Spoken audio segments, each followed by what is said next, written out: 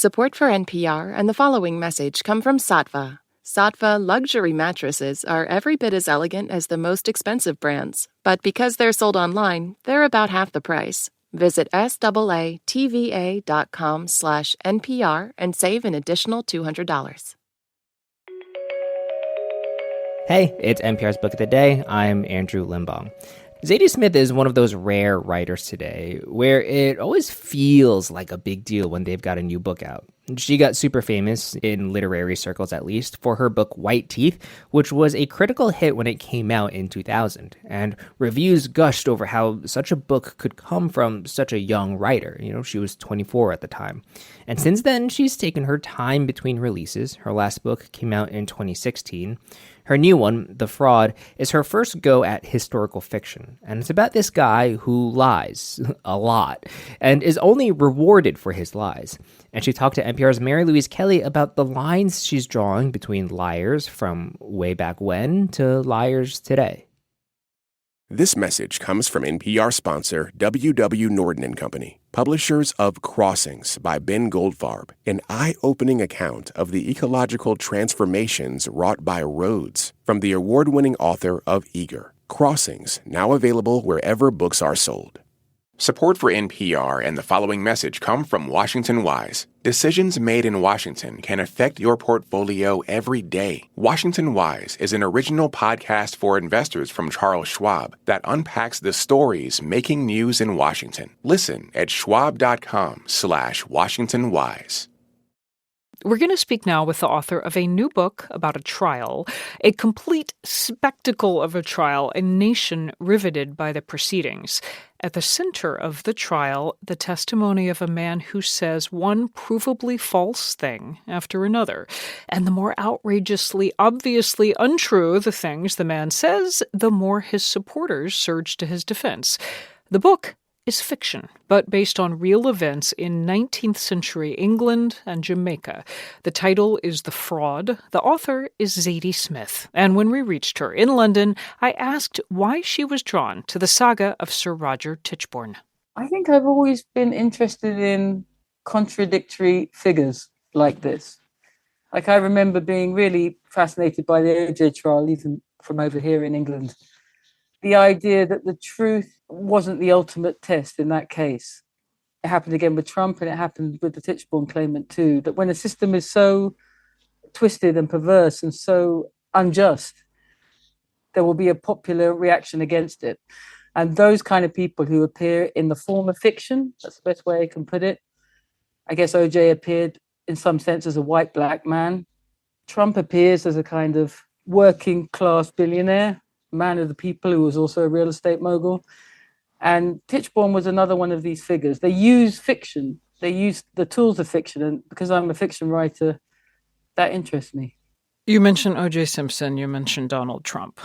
I never did. And I was going to ask whether our contemporary politics were on your mind, to what extent they were on your mind as you were writing. I mean, I don't think you could have a mind in the past 20 years without contemporary politics pressing in on them. And it was on my mind, but to be honest, the parallels between the trials, I didn't have to make any effort in that direction. They just existed. I mean, there even is in the Tichborne trial, an almost crazed lawyer who was interested in the kind of theory of a leader coming every 7 years in his case, to change humanity. There was this kind of Steve Bannon type Giuliani mix in one person. So these things kept happening as I was reading. So I didn't have to do much in that direction. All I did was tell the truth, and the analogies kind of made themselves. Well, let's talk about some of the characters. One of them is William Ainsworth, who was a real writer, a contemporary, fair to say, a frenemy of Charles Dickens. Yeah, I think frenemy is the right word. Yeah. And he published a bunch of novels, most of which have been lost to history. Did you read a bunch of them to try to capture him? I mean, I have all of them. Reading all of them is a task beyond my capabilities, I think. Or at least interest, it sounds like. Right. Yeah. There's 43 of them, I think, altogether. It just interested me that he had written all these books and was so completely forgotten. And I like the idea of someone who was so optimistic about fiction, who loved it so much, but who had absolutely no talent. I found that combination inherently comic. Charles Dickens does not come across as a particularly amiable character in this novel, and I wondered, did you, as one of the most prominent writers living and working today in Britain, have fun? Did you find joy in skewering one of the most prominent writers living and working a century and a half ago in the UK? Listen, if I'm skewering Dickens, I'm skewering myself, because the traits he has, the personality traits, I know I share a lot of them. So it was in no way attack. If it's anything, it's a self-attack, because I recognize that kind of writerly ruthlessness and monomania and foolishness about politics and sentimentality. Those are all things that are in me as much as they're in him. So maybe that's why the portrait seems severe. You both have a talent for building characters. And there's one more I want to ask about, which is Andrew Bogle. Right. He grew up enslaved on a sugarcane plantation in Jamaica. How does he enter your story? Well, he was the witness, the main witness in the trial. Without him, there would be no trial. He's also a real person? He was a real person? He's a completely real person. Okay. Everybody in the book is real. There are no fictional people in there, really. And there are, I think, 12 volumes of the Tichborne trial. Obviously, I have not read all of them.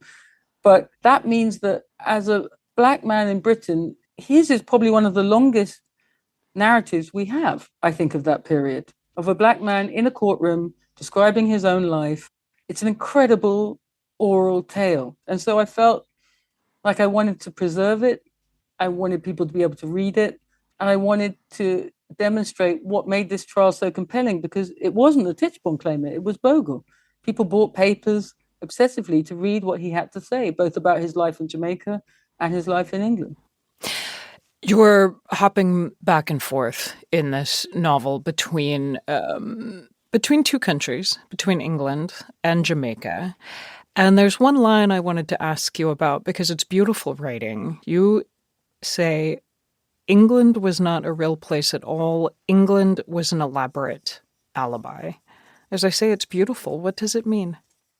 I mean that England's history is mostly offshore, that its colonial brutality was offshore, its enslavement of millions was offshore, and that enabled England to have an idea of itself which is not accurate. And that is what I wanted to write about, the gap between the delusion, the belief of what England is and what it really was. Now, I am English and I love England. So the truth to me really matters. I need to know it. I need to know it to retain the love I have for my country, but also to know it exactly what it was and what it did. And the brutality of its behavior in the Caribbean, I think is without equal. So part of writing this novel was to find out the truth for myself.